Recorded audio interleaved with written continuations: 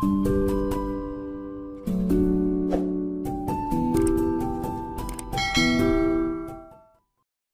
দর্শক, আসসালামু আলাইকুম। আপনারা কেমন আছেন? আশা করছি আপনারা ভালো আছেন।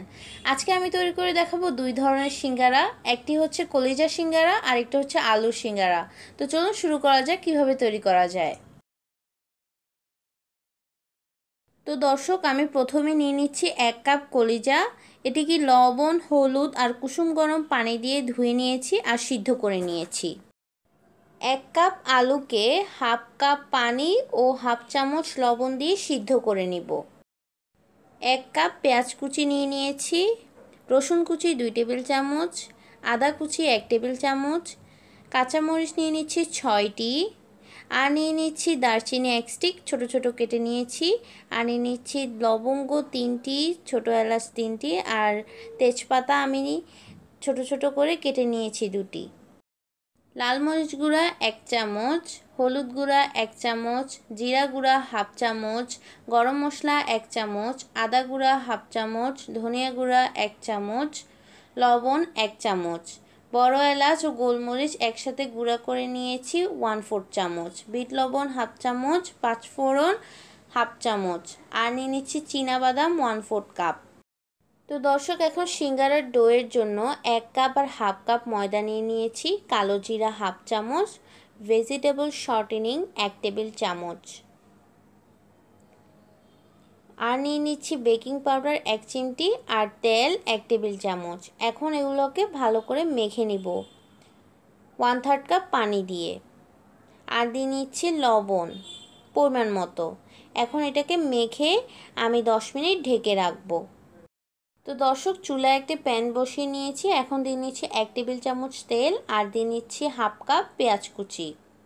এখন এগুলোকে নেড়ে চেড়ে দিচ্ছি, একে একে সবগুলো উপকরণ দিয়ে নিব। রসুন কুচি দিয়ে নিচ্ছি, এখন নেড়ে চেড়ে দিচ্ছি, সব আস্ত মশলাগুলো দিয়ে নিচ্ছি। এখন এগুলোকে ভেজে নিব নেড়ে চেড়ে বাদামি কালার করে ভেজে নেব। এই যে দেখতে পাচ্ছেন বাদামি কালার করে নিয়েছি। এখন হলুদ গুঁড়া আর কাঁচামরিচ কুচি দিয়ে নিচ্ছি আর সিদ্ধ করে নেওয়া কলিজা দিয়ে নিচ্ছি। এখন দিয়ে নিয়ে নেড়ে চেড়ে ভেজে নিচ্ছি।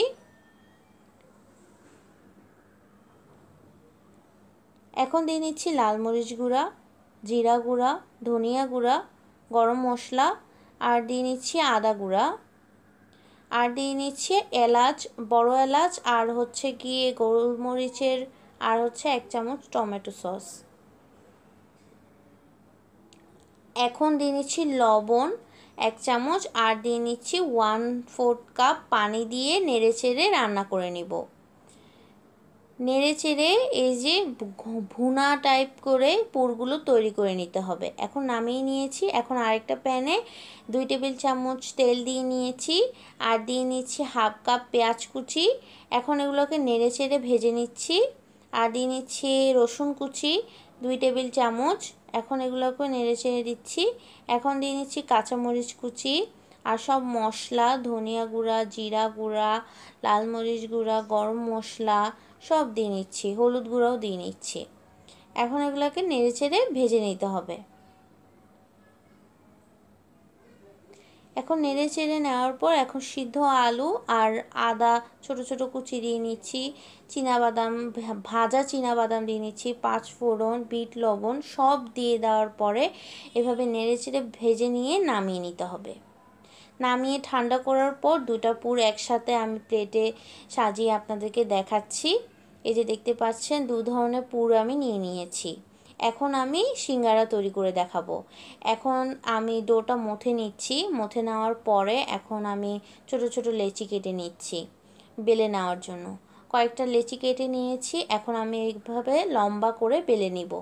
দেখতে পাচ্ছেন কীভাবে বেলে নিচ্ছি, ঠিক এভাবে আপনারাও করে নেবেন। এখন একটা ছুরির সাহায্যে মাঝখান বরাবর কেটে নিয়েছি। এখন পানের খিলির মতো এভাবে আপনারা করে নেবেন, আমি যেভাবে করে নিচ্ছি।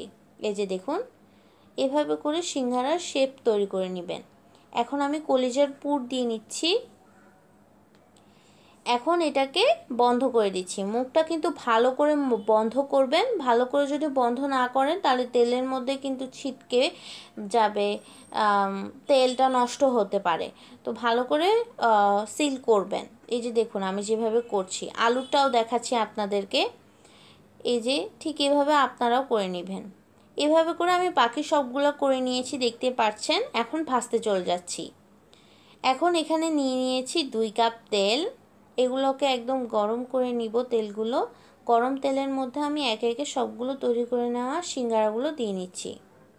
এখন এগুলোকে নেড়ে চেড়ে ভেজে নিতে হবে লালচে বাদামি কালার করে। নেড়ে চেড়ে নিচ্ছি।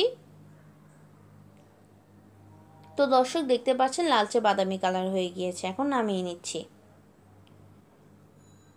তো দর্শক দেখলেন তো কিভাবে ঝটপট তৈরি করে নিলাম সিঙ্গারা 2 ধরনের, একটি হলো কলিজার আর একটা হচ্ছে আলুর। ঠিক এভাবে আপনারা আপনার ফ্রেন্ডস ফ্যামিলি সবাইকে এটা শেয়ার করুন যেন সবাই তৈরি করতে পারে এবং আপনারাও তৈরি করতে পারেন। যদি ভিডিওটা ভালো লাগে অবশ্যই লাইক করবেন এবং চ্যানেলটি সাবস্ক্রাইব করবেন। ধন্যবাদ সবাইকে। আল্লাহ হাফেজ।